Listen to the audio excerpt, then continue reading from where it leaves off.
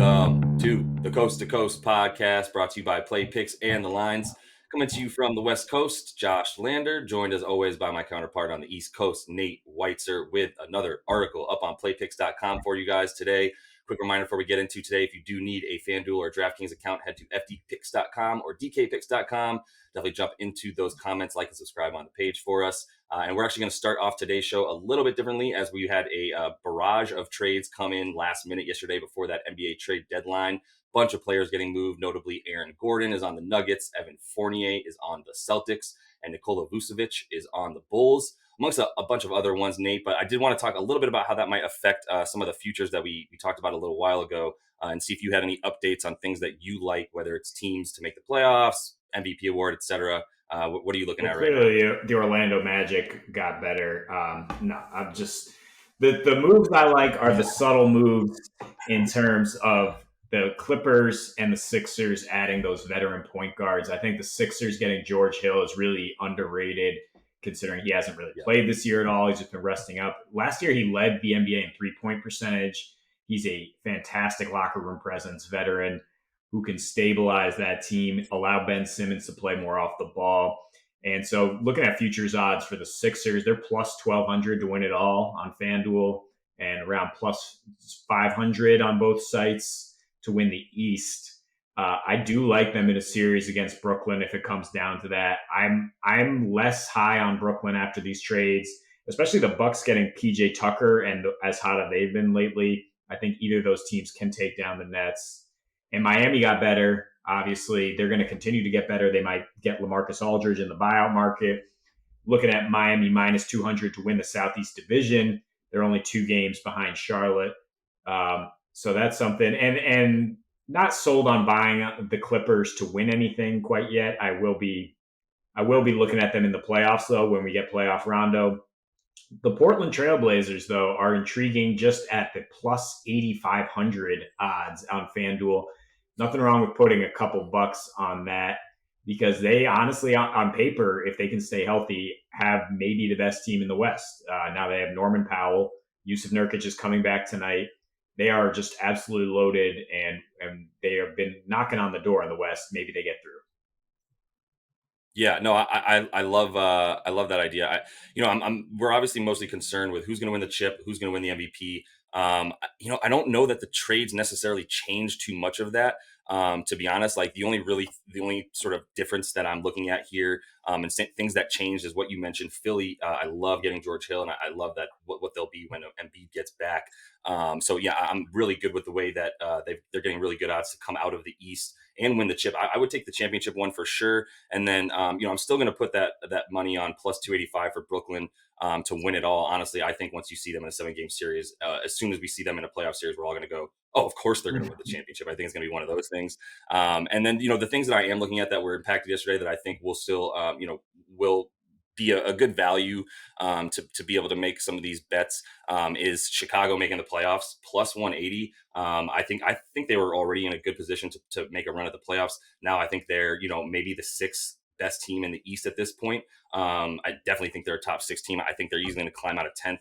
And so you can definitely make almost plus 200 money on your money there. And I still like Charlotte. I think that, plus 130 on your money. I wish it was a little bit better on DK or on FanDuel, but that's still plus money for a team that's 4th in the East right now. And I think although LaMelo Ball came out and shown and really picked them up, I still think that Malik Monk has made big strides and will come in and be another player for them. Another really good ball handling guard who can get to the hoop. So, as far as the MVP goes, man, Jokic is minus 110. I don't see anybody coming up against him at this point with Embiid too far behind. Harden doesn't have the story, and Giannis, even though it's sort of overcorrected itself back to, well, he could win it, that narrative still is really working against him. So at any rate, Nate, we also have a bunch of games tonight. So I do want to jump into the lines for the 26th tonight. So let's get into those lines real quick and give everyone a couple of our bets. Yeah. So we have the Nets minus 5.5 at Pistons, could be without their entire big three again. The Suns minus 4.5 at the Raptors, who are now without Norman Powell. The Celtics plus 6 at those Bucks. Heat minus 1.5 at Hornets. They're not expected to have Oladipo or Bjelica yet. The Blazers minus 11 at the laughable Orlando Magic. Rockets plus 3.5 at Wolves. Nuggets -2 at Pelicans. The Pacers are plus 4.5 at the Mavs, who we should mention got JJ Redick. That'll pretty much JJ. lock them into the playoffs. Memphis plus 10 at Jazz. Atlanta anywhere between -7 and -5.5 right now at the Warriors. That's going to depend if Draymond Green plays. And the Cavs are +4 at the Lakers. So, Josh, what are you thinking tonight? Yeah. Yeah, I'm glad you brought up JJ because I'm going to start with that Dallas Pacers game. I'm going to continue to take advantage of the Pacers. I do not like what I see from them with Karis LeVert coming into the lineup. I don't think he seamlessly sort of entered into this, let's say primary scoring role on the wing with Malcolm Brogdon, coming in second on that. But I don't think he's really helping their team win. Obviously, I just see him putting up individual numbers as he'll continue to do, probably against bad second units. So I really love Dallas. In their last 9, they're 6-3, both straight up and against the spread. Three of those three losses, one came against the Clippers, one came to Dame going crazy, and then one came when they didn't have Luka losing to the Thunder. So I think even those losses are understandable, and they're still showing why they can beat all of the bad teams and teams that they're better than. They're on a torrid pace shooting.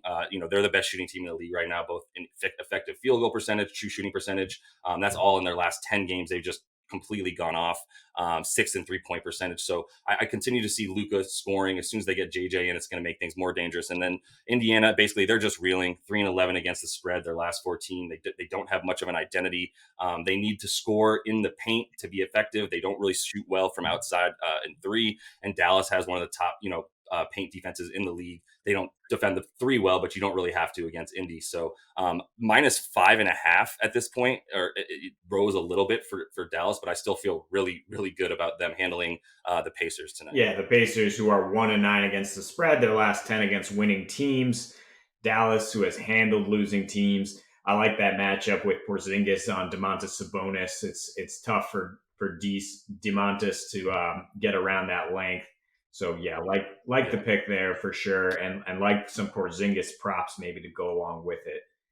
An intriguing game I'm looking at is the Pelicans hosting the Nuggets. These teams just played in Denver. Pelicans won 113 to 108. That might lead, that did lead the total to open kind of low at 231. It's slowly climbing. I think you still have to like the over based on how the Pelicans have performed at home, ramping up to 118 points per game. They're 18-4 against the over at home. But more importantly, I just like Denver to win.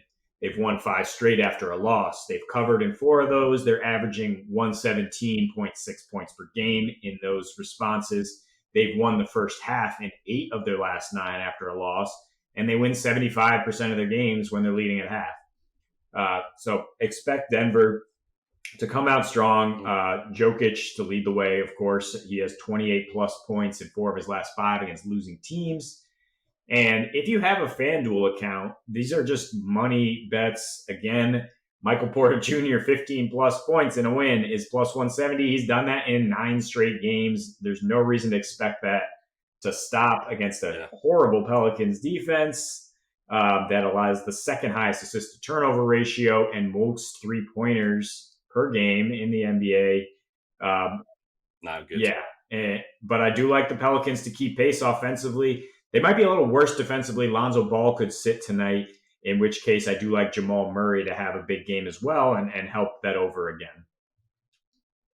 Yep, no, I'm with it. I'm going to take the over in that game. Stay away from the total because I don't know if the Pellies are turning it around yet or not. I'm still waiting for them. I'll probably die on the hill of waiting for the Pelicans to show me what they are this year, but that's fine. I'm going to move on to the Hawks and the Warriors continuing to find value against the Warriors who don't have Steph. Also won't have Draymond tonight, which means they're going to be very, very bad on defense and still not very good on offense without Steph. At this point, their numbers are really bad. And even with him a little bit in their last 10, they're second worst in net rating in the league. That's one of the most telling stats of just being a bad team right now. They are going at the 5th fastest pace, but they're still, only scoring 108 points per game in that time frame. They're giving up about 116. So they're losing by pretty big margins each time. And then you look at Atlanta. Yeah, they lost their last two as they allow teams to come back on them, which was not good. But I will say that I still really like the numbers that they're showing. Obviously, on defense, they've completely turned that around. And in their last 10, they have the fourth best net rating in the league and the slowest pace. So I think they're going to be able to control that pace tonight against the Warriors and still have an efficient offense. It has climbed to about 7 points. It started at -3.5 for the Hawks, which I loved. But now, I'm still probably going to hit the -7. I'm also going to go ahead and jump on FanDuel and hit that Trae Young player performance double prop, where if he scores 25 points and the Hawks win, you can get even money there.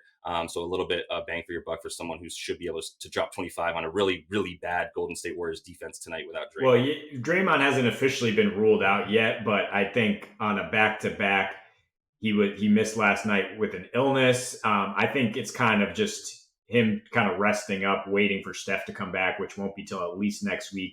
He kind of sees, what's the point? But yeah, that's the only way I like this type of spread after the Warriors give up 141 points without the self-proclaimed best defensive player of all time, getting some proof there. But otherwise, the Hawks just play at too slow of a pace and they're too low scoring for me to trust 7 points. So I am looking at teasing it back down to where it opened at 3. And one of my favorite games to tease it with would be the Suns -4.5 at the Raptors. If you get that even money, I do trust the Raptors to do what the Nuggets didn't and add to the Raptors' misery. They kind of were galvanized apparently to get one last one before Kyle Lowry's traded. Now he's not traded. Now they're without Norm Powell. Now they Yeah. might just suck offensively. Yeah, it's funny. They got Rodney Hood and Gary Trent back, the Raptors did, for Norman Powell. And it's like they got two poor man Powells and Yeah. traded the good Powell to the Yeah. actual team. Together they might be half as good as Norman Powell. Precisely. And the Yep. last game we're looking at just quickly, because there's not a lot of numbers to back it up, right? It's more just a feeling that Miami is not going to lose a sixth straight game. They're not going to lose it to a division foe for what that matters. They are going to start to ramp up, even without those guys that they recently acquired. I think it just spells go time right now. And if Jimmy Butler does return after sitting the front end of the back-to-back, I mean, obviously they have a huge leg up against Charlotte with that spread creeping down to just -1. You're getting a lot of value there. The Hornets have won 7 straight against losing teams. Miami's not a losing team. I don't care that they're one game below 500. They're a really good team. And Should be. they had dominated in this matchup, holding the Hornets to remaining good options, Terry Rozier and Gordon Hayward, to some really bad numbers in their last 4 outings. I don't think either of them can go off. And Malik Monk had to go off for 36 on a ridiculous 9 of 13 3-point shooting for Charlotte to win in overtime against Miami last meeting. That's just not going to happen again. Like Miami to win and get off the schneid there. Yep. No, I'm with it. I don't trust that game. I don't trust Miami right now. I'm staying the hell away from them. But I do follow your logic there at any rate. Not sure if you have any DFS plays for tonight, Nate, before we get out of here. And we do have to mention that because Jimmy sat last night, That's no true. gift card winner possible. So we're just rolling it forward with the Heat tonight. If you guess Bam Adebayo's points, rebounds, and assists in that game, because we know Bam will play, barring some unforeseen circumstance, guess Yep. Bam's total points, rebounds, assists, like and subscribe, put that in the comments, and we will get that gift card out if we get a winner. Yes. That's a great segue because love Bam again in DFS at only 8K on FanDuel. Also love Tyler Hero, especially if Jimmy sits. Yep. I do like the over 224 in Toronto tonight. I think Chris Paul and Pascal Siakam are both going to thrive in that game. I like a couple of interior options against the Nets. Mason Plumlee, rookie Isaiah Stewart has had a nice few games in a row. As I mentioned, Jamal Murray and Will Barton still economical in that Nuggets game against the Pelicans. And when you need value, just look at the gutted Orlando Magic. Their top options now, Dwayne Bacon, James Ennis, Michael Carter-Williams. Go ahead and get some shots up, guys. And Terrence Ross will be letting it fly for sure. If he So, plays, yeah, he's now the old man on the team with a knee injury. crazy. Yeah. But yeah, either way, wild stuff going on right now in the league, Nate. Really good stuff this week before we hit a weekend where we're going to see a lot of new faces in new places. As always, make sure you jump into those comments tonight, like and subscribe to the page for us, and make sure you get us that points, rebounds, and assist total from Bam in order to have the ability to win that gift card. And we'll be back next week with another show for you guys. As for tonight and this weekend, happy betting.